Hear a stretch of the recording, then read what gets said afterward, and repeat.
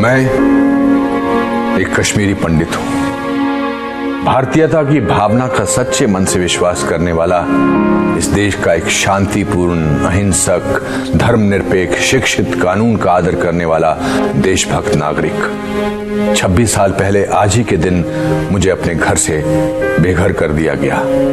ये मेरी कहानी है।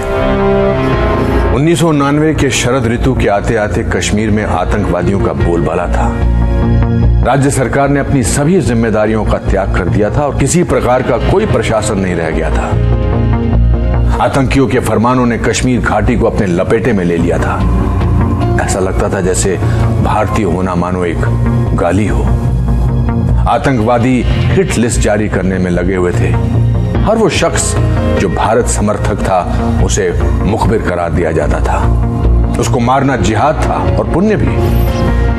प्रमुख कश्मीरी पंडितों को पहले से निशाना बनाकर मारा जा रहा था। सामाजिक कार्यकर्ता टीकालाल टप्लू को सरेआम दिन दहाड़े श्रीनगर में मारा गया। नीलकंठ गंजू को करणनगर में मार दिया गया और उनका शव सड़क पर कई घंटों तक पड़ा रहा।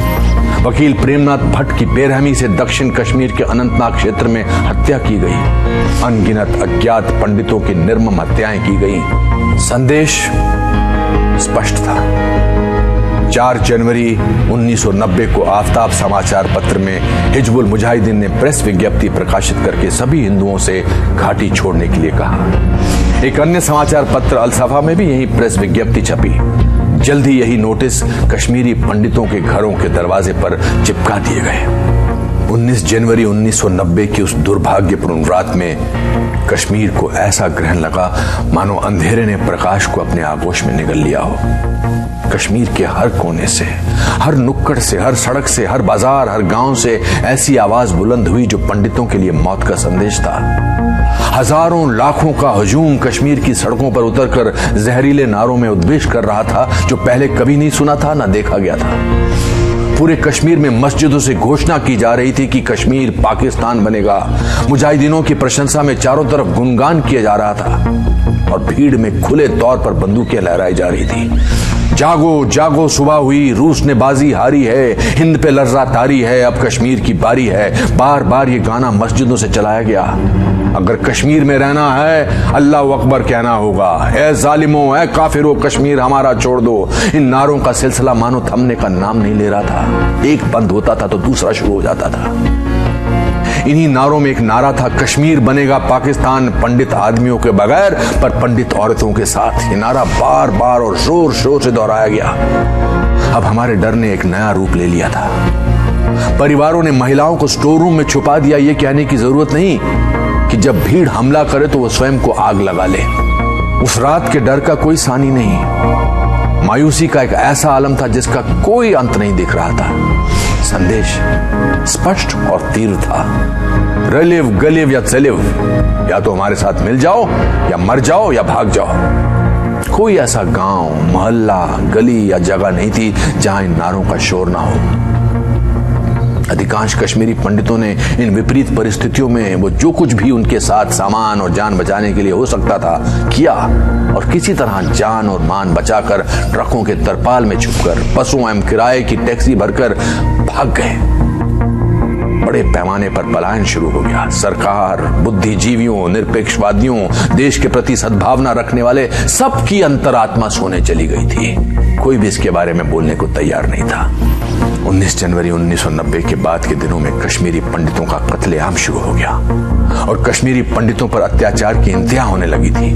बांदीपुरा में शिक्षिका गिरिराज टिक्कू की गैंगरेप के बाद हत्या की गई। इस तरह की सैकड़ों खबरें आम हो रही थी।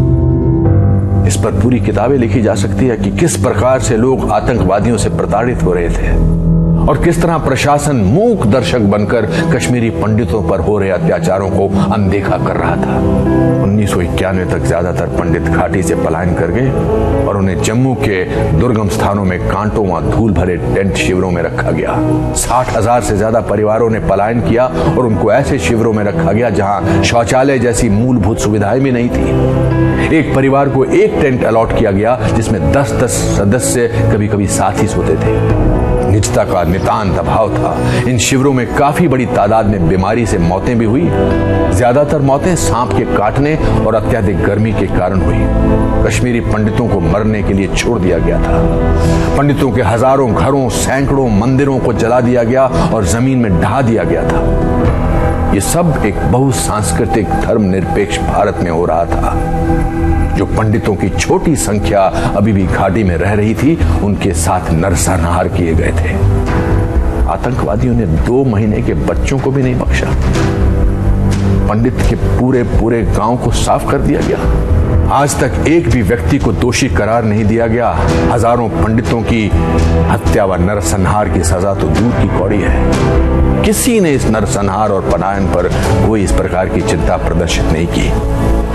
हमारे घर सूने पड़े हैं, मंदिर अपवित्र हैं, सब कुछ ढहने को है।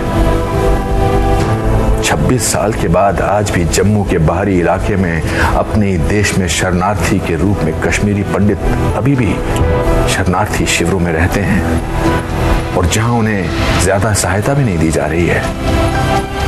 आज की सोशल मीडिया की पीढ़ी में जब दुनिया में गरीबी बढ़ रही है और लगभग सब कुछ उंगली की टिप पर उपलब्ध हो रहा है, तब भी हमारे अपने देश के नागरिकों की उनके अपने देश में ही दुर्दशा बनी रहती है और उन्हें उनके हाल पर यूं ही छोड़ दिया जाता है।